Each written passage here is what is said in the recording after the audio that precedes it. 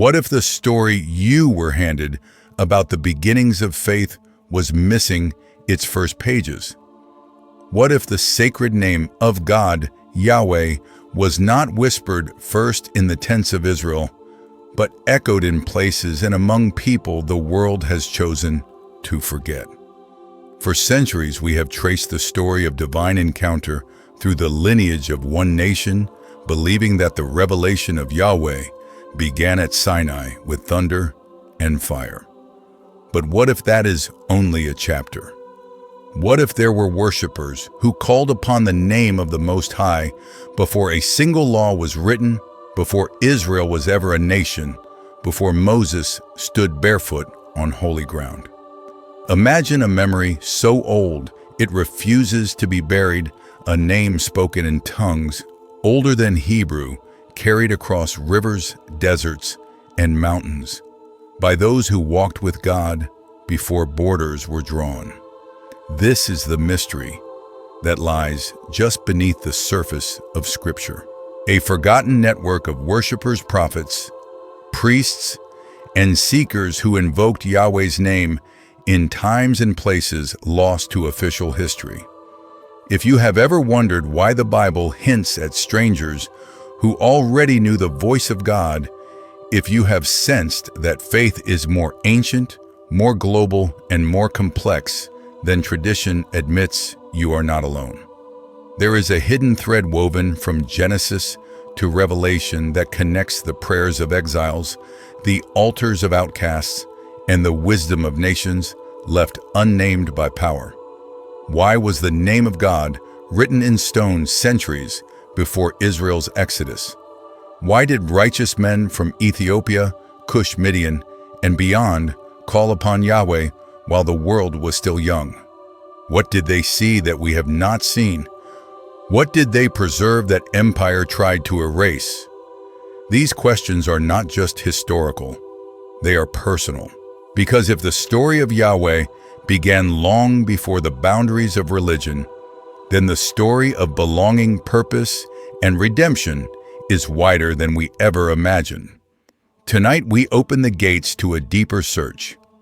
We will trace the forgotten worship of Yahweh through ancient altars and lost scrolls, through the lives of those whose stories were almost silenced through the darkness and the dawn. And as we begin, let your heart stay open. Let wonder linger longer than doubt. Because sometimes the oldest truth is the one hidden in plain sight. The journey starts now, and it may change how you see everything that follows. The first whispers, calling upon the name before Israel. Long before the word Israel existed, before the idea of chosen people was spoken in tents or inscribed in stone, the breath of worship rose from the earth like morning mist. Genesis tells us that in the days of Enoch, Adam's grandson, people began to call upon the name of Yahweh. It is an ancient verse nearly hidden, but it shimmers with a sense of beginnings. This calling was not a ritual. It was not national. It was not a system. It was the trembling act of naming the divine in the raw and governed world east of Eden. In Hebrew, thought to call a name is to invoke presence, to draw near to essence, to believe that the one who shapes stars can hear the cry of a single heart. This was no ordinary God. His name was not a spell, but a summons. The earliest people did not build temples. They built memory. They kept the name alive, not with monuments, but with longing. Outside the borders of tradition, the Book of Jubilees and the writings of Enoch whisper of a time when righteous ancestors walked with God and called him by the hidden name. The priesthood of Adam, the silent line of the first worshipers, stretches like a shadow behind every covenant that followed. Before Israel, there were those who dared to speak the mystery aloud. Their voices are still woven into the soil of the world. Somewhere between the memory of Eden and the weight of the coming flood, a question lingers. If Yahweh's name was known so early, What else have we forgotten about the heart of the divine? Enoch, Noah, and the righteous before the flood. In the gathering darkness before the waters rose, there walked a man who vanished without dying.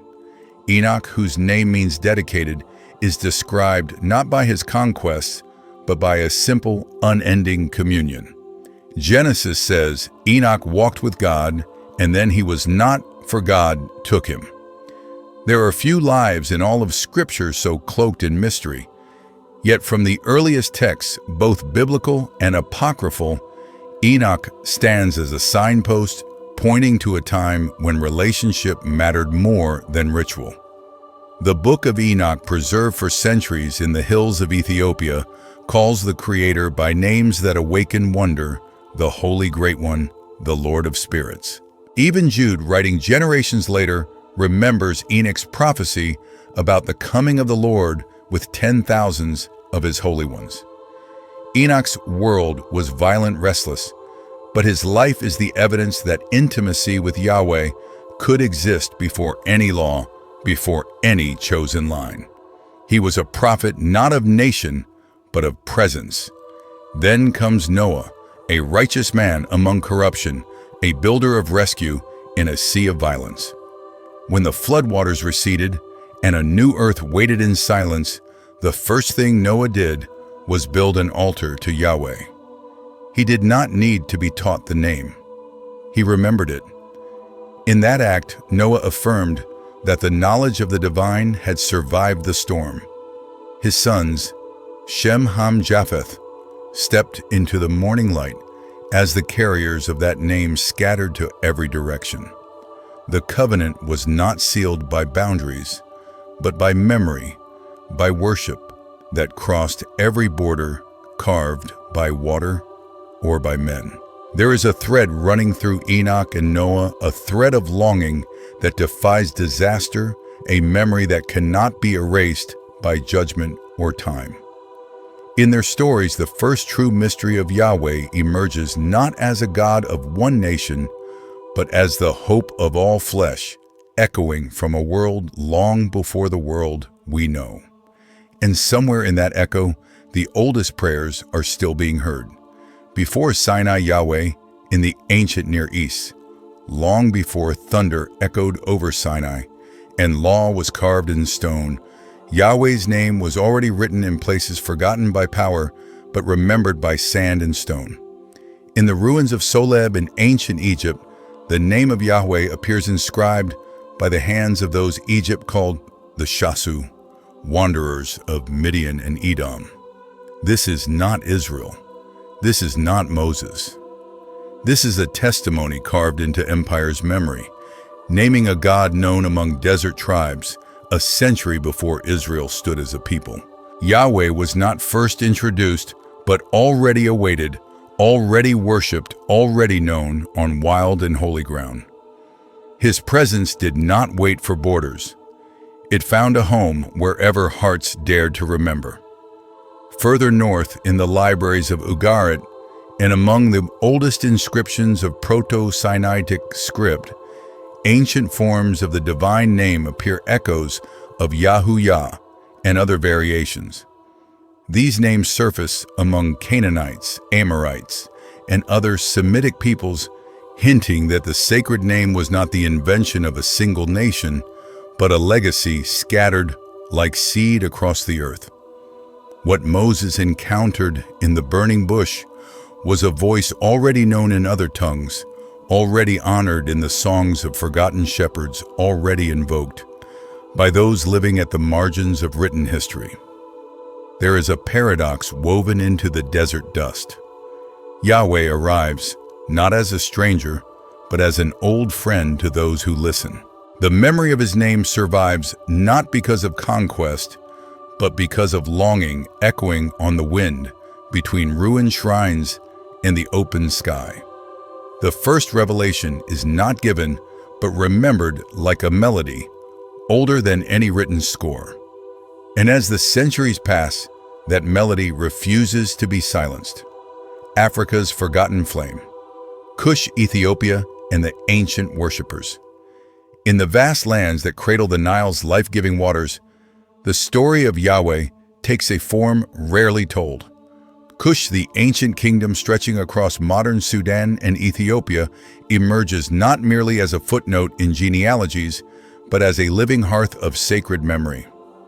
Genesis names Kush as a son of Ham, a grandson of Noah, and a father of mighty nations. But beyond the lines of texts, oral traditions whisper of a creator God, known before temples rose, before altars smoked. This was a God of justice and holiness, one whose presence was felt in the rhythms of the earth and the songs of the people. Ethiopia preserves this sacred flame in texts and traditions that rival those of Israel. The Book of Enoch, safeguarded through centuries by the Beta Israel and the Ethiopian Orthodox Church, reveals a vision of the Most High that resonates deeply with the Hebrew Yahweh. Titles like the Holy Great One and Lord of Spirits illuminate a faith not borrowed but deeply rooted. The Kebra Nagast, Ethiopia's royal chronicle, proclaims a lineage intertwined with Solomon and the Queen of Sheba, bearing the Ark of the Covenant across the deserts. Here Yahweh is not a foreign deity, but the God of their ancestors, a divine presence as central to Africa's identity as to Israel's. The legacy of Ham, so often twisted into curse and shame, is restored in this light. Kushites and Egyptians, far from idolatry, preserved knowledge of the Most High. Prophets like Zephaniah and Isaiah speak of worshippers from beyond the rivers of Cush, bringing offerings affirming that Yahweh's reach was never confined. Moses himself marrying into Midian, and through that union, tied to Kushite bloodlines, stands as living proof that Africa was not peripheral but foundational to the story of the covenant. In this forgotten flame, we glimpse a truth too often obscured, that the worship of Yahweh was never bound by race or geography, but by hearts that sought the holy. The divine name was a bridge, not a barrier, linking ancient Africa to the unfolding story of redemption. And this flame, though dimmed by centuries of silence, waits to blaze anew. The priests without borders, Melchizedek, Jethro, Job, and Balaam. Before the walls of Jerusalem rose and before Israel had priests appointed by law figures, emerged outsiders yet intimately connected to Yahweh's eternal priesthood. Melchizedek, the king of Salem and priest of God, Most High, appears suddenly in Genesis, offering bread and wine and blessing Abram. Without recorded genealogy or beginning, he embodies a timeless priesthood, a foreshadowing of divine mediation beyond national lines. His presence reveals that true worship was never confined to a people or a lineage, but was accessible wherever God's chosen servant stood. Jethro, the Midianite priest and father-in-law of Moses, stands as another bridge across nations and traditions. Long before Moses ascended Sinai, Jethro worshipped Yahweh faithfully. His counsel shaped the leadership of Israel, and his sacrifices were offered alongside Moses, Aaron, and the elders. The acceptance of Jethro within Israel's highest circles is not merely hospitality, it is divine endorsement that the sacred flame burned beyond Israel's borders. The voice of Yahweh was alive in Midian, a spiritual beacon in the wilderness. The story of Job deepens this theme. A man far from Israel living in Uz wrestled openly with Yahweh, calling upon his name in suffering and hope. Job's intimate dialogue with the Most High and his declaration that his Redeemer lives show that knowledge of Yahweh was not tribal but universal. Job's friends, flawed yet engaged in spiritual debate, reveal a world wrestling with the same truths, the same God. Even Balaam, a prophet hired to curse Israel, hears Yahweh's voice, and instead he utters blessing. Balaam's paradox reveals a God whose voice pierces cultural and moral boundaries. Though flawed, Balaam is chosen to speak prophecies that foretell the coming king, a star rising out of Jacob. This unsettling truth reminds us that Yahweh's work transcends human agendas, and that his name is invoked where hearts remain open, even in unexpected places. These priests without borders reveal a profound mystery. The worship of Yahweh is never limited by nation, race, or law. It is a calling, a presence, a priesthood that moves with the Spirit, inviting all who seek to step beyond walls and enter communion with the Eternal. The ancient name echoes not only in Israel, but in the hearts of those scattered across deserts, mountains, and foreign lands, weaving a tapestry of worship that refuses to be undone. The erasure, how memory was lost. The sacred name of Yahweh, once spoken with reverence and power, gradually faded from common use. Replaced by titles like Lord or Adonai, the intimate name was silenced, veiled behind layers of fear and tradition. This was no mere accident of language, but a deliberate act born from awe, yes, but also from the desire to control who could speak and know the divine. As centuries passed, the personal name of God became a mystery wrapped in ritual reserved for the few, hidden from the many. In losing the name, the world lost the directness of relationship, the boldness to call God by the voice heard in the earliest dawns of creation. Beyond linguistic shifts, a deeper erasure unfolded. The voices of Black and Semitic worshippers, of Midianite priests, Kushite kings, and desert nomads were pushed to the margins.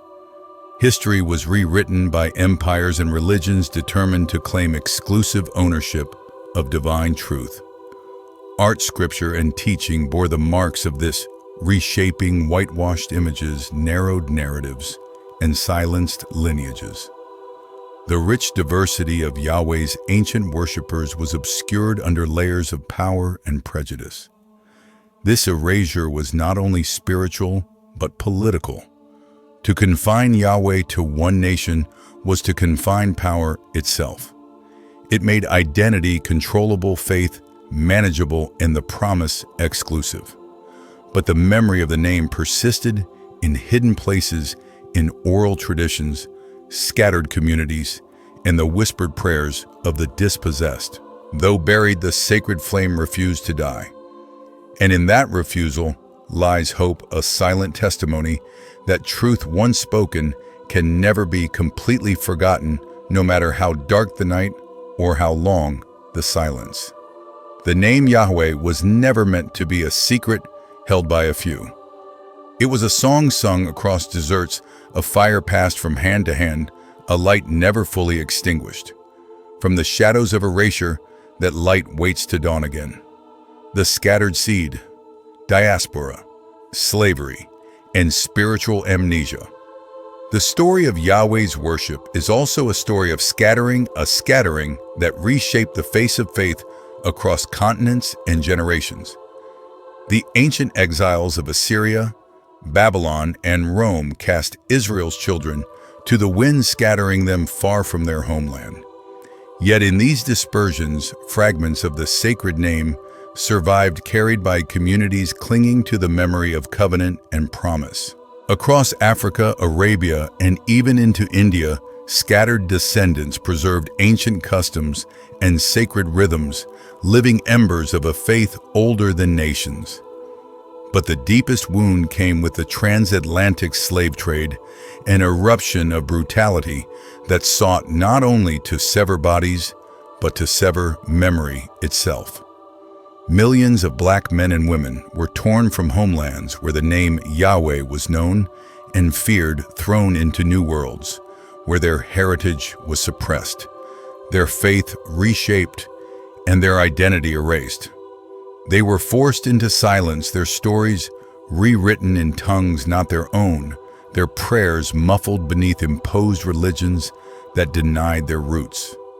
Yet even in exile, the promise pulsed beneath the surface. Scripture had long foretold such scattering and eventual remembrance. Deuteronomy spoke of curses and blessings, exile and return.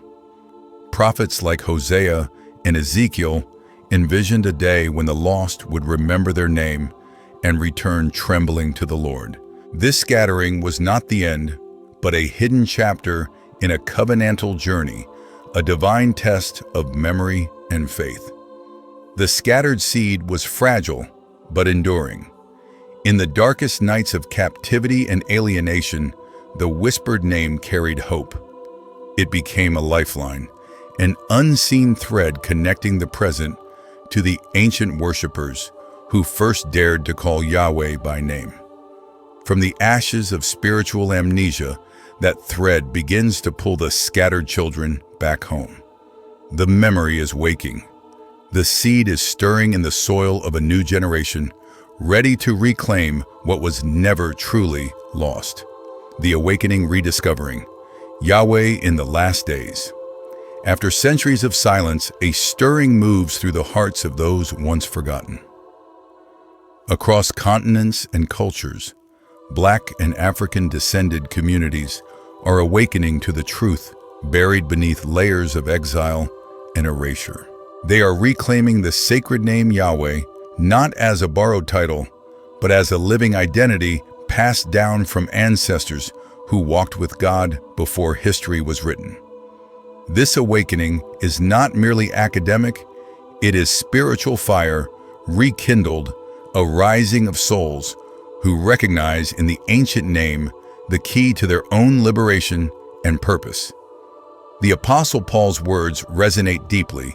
If you belong to Christ, then you are Abraham's seed and heirs according to the promise. Faith grafts new branches, yet the roots remain vital. This awakening refuses the false choice between blood and belief, honoring both the physical lineage scattered by history and the spiritual inheritance extended by grace. It restores those who were told they were outsiders to the fullness of covenant belonging.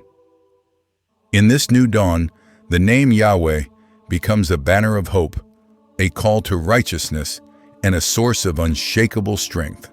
Families rediscover the Sabbath communities, revive forgotten prayers, and young voices rise in songs their ancestors once sang. This is more than revival.